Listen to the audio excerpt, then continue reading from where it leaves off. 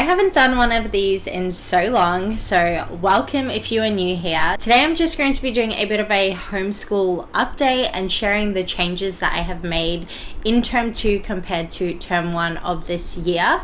I am in Australia, and so our school year starts in January. I know in the US and most places in the world, your guys' school year starts in July or August. And so if you are new to homeschooling, hopefully I can give you a bit of insight into what a typical day in the life looks like if you have a level K, a prep age child, or a year 1 child. Like this video and subscribe for more homeschool videos, and leave me a red heart in the comment section so I can see who you guys are. Here is a bit of background into who I am. I am a mum of 6. I'm currently homeschooling 2 of my kids. One is 6 years old and the other one is 5. And so my kids are in year 1 and prep.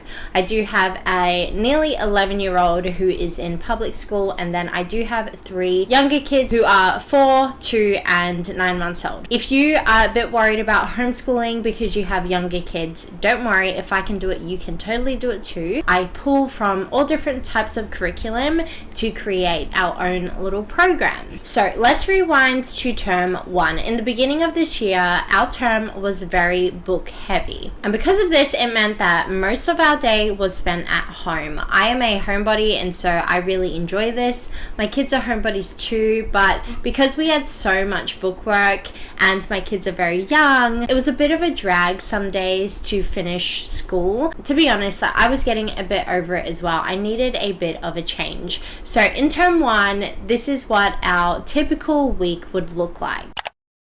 So the very first thing that I would try to get done in the morning during breakfast is doing our scripture memory and a bit of a read aloud. So I would usually read from either the kids' Bible or just the normal King James. And then we would get ready for the day, do our chores, and I would try and get our nature study done before we left for the gym at 10 a.m. So my baby is down there. We were using the Treehouse Schoolhouse Nature Study. I highly recommend it, and I do love that curriculum. When it comes to going through that curriculum, I would try and get it done first thing in the morning, and the things that we would cover include a folk song, so we would just listen to that while the kids did their handwriting. We would do a hand rhyme, which was more catered to our younger kids. We would do a poem study, an artist study, a read aloud, which I would just play on YouTube because our local libraries here don't stock most books that are recommended in curriculums. And then the last thing we would do is our hands-on nature connection, and so that's where subjects of social studies and science and art and all of that would come into play. Then we would head off to the gym, and I would get a break, and then the kids will be able to have a bit of a play. And then once we got back home, we would have a snack, and then that is when we would do our language arts and math, so more of the heavy work. I would then have lunch, the kids would do a bit of free play, and then we would do one more thing that I would pull from our Artful Teaching Joyful Learning curriculum. I highly recommend it. I will be linking any curriculum and any resources that I talk about. I will link them in the description box below if you guys want to go and check them out. I would pull another activity from that curriculum, and we would finish off our school day, usually before 2 p.m. That was always the goal. It was a very big, long day, especially with the interruptions with our younger kids and getting ready and heading out to the gym and everything.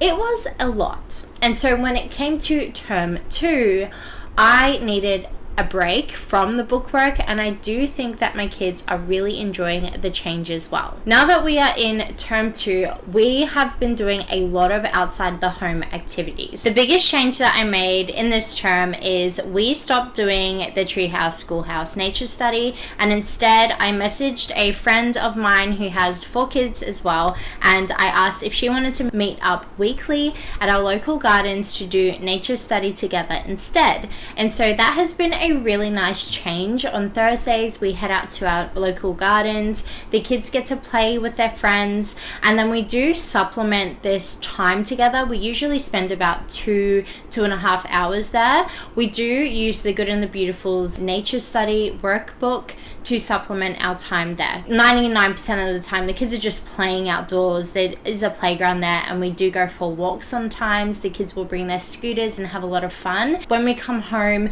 we will go through the workbook and just see if we can do an activity that is linked to what we did in that day. On Tuesdays, we have joined our local co-op group, and so this is where I have picked the workshops that my kids don't have as much access to. So for example, my son plays a lot of footy at our co-op. He does science experiments. Yeah, he does the things that we don't do as much at home, and it's really nice having someone else to learn from, and of course being around other kids. They do really love that. I actually think that's their favorite day of the week. And then on Wednesday mornings, we do go to our local play group at our church.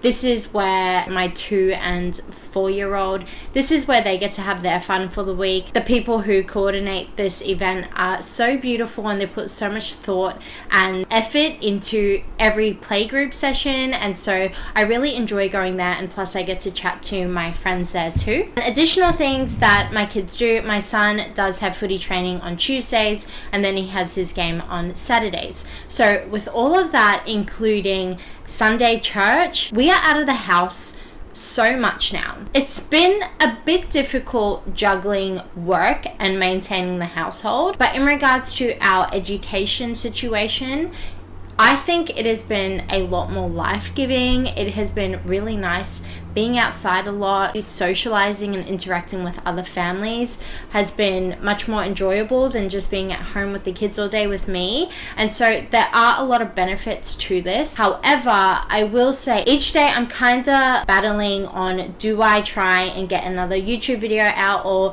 do I try and get another collaboration to bring in more money for our family, or do I do a bit of extra homeschool work with my kids? And so that has been really hard, trying to navigate which one should take priority, only because my kids are very young. If your kids are like 8, 9, 10 years old, then stick to their education. That is most important.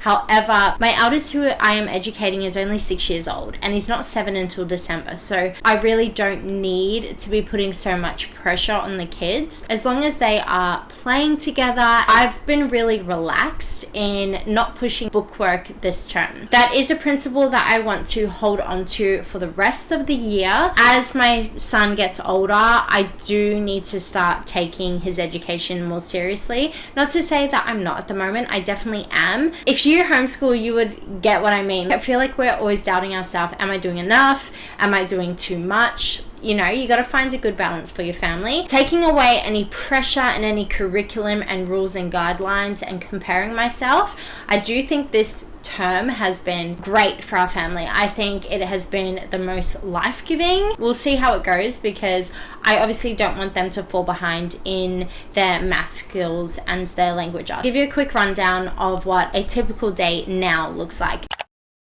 Usually my son, who is the most important in regards to like doing his bookwork, will wake up at around 7 a.m. and as soon as his breakfast is on the table, he will do a page of either his handwriting or his logic workbook. He will also complete the revision pages that are in his language arts and math curriculum. So we use the Good and the Beautiful for both of those. He completes the revision pages for them because they are independent work. He reads a page of his elemental phonics workbook. That is an additional resource that I use to supplement his reading and his language arts. All of that happens around 6 to 7:30 a.m. The kids and me quickly get ready and we head to the gym at 8 a.m.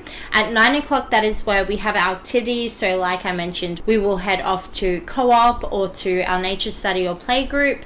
They will have that fun, and then when we get home, we will start with our language arts and math. The reason I start with these subjects as soon as we get home is because they take priority, and so as long as those subjects are done, I feel okay. Like I can move on to work if I have something urgent, or I can move on to a house project, and I will feel like I have done enough for the school day. However, if I do something like an art activity, usually by then the younger kids are tired, there are tantrums, everyone is hungry. I get really unmotivated to continue doing school, and so do my kids. So as soon as we get home, we pump out the important subjects, and then the kids relax and I jump into some work. So the kids will usually do some free play while I am filming like this. At the moment, they are having their screen time. A lot of what I do for work, I am a UGC creator as well. A lot of what I do requires me to film myself and to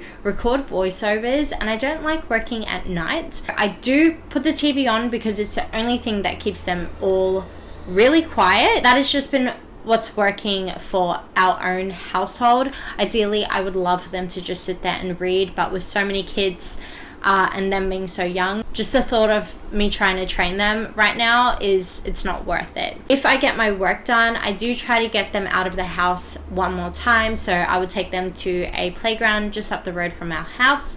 The kids will get to ride their scooters and play. I usually leave my phone at home so that I can just lay there and kind of rewind after a big heavy day. I will take a book. At the moment, I am reading Sonia Schaefer's The Habit Training book by Sonia Schaefer. It's a Charlotte Mason book. You guys know what I'm talking about. I've been reading that. I am absolutely loving it. Highly recommend that book. I will link that down below as well. And then once we get home, the kids will have a shower while I cook dinner and they play. And then that is pretty much our day before we get into our nighttime routine. So it has been working really, really well. I am really enjoying educating the kids this term. Let me know any questions that you guys have for me, or any video ideas that you would like me to make regarding homeschool.